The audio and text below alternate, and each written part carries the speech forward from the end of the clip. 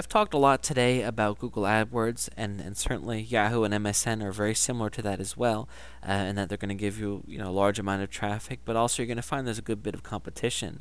I wanted to talk a bit about the power of secondary pay-per-click networks. Of course, you're going to find that the traffic, nowhere near Google AdWords. However, also the competition is not as well.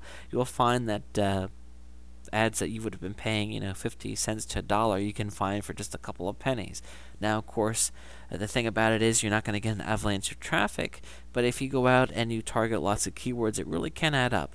So don't dismiss the power that can be found in the secondary pay-per-click networks. Entire courses have been made just on this concept, so keep that in mind. Of course, not all secondary pay-per-clicks are the same. Some are great and some are terrible, so keep that in mind as well.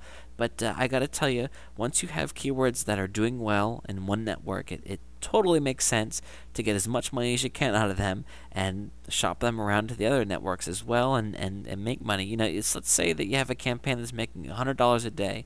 If you find another campaign where you can, when you find a couple secondary pay-per-click networks, and together they make you an additional $10 a day, that's $10 a day that you didn't have before. That's $300 a month that you didn't have before. That you're going to get every day. So keep that in mind, and use those secondary pay-per-click networks to build upon what you have.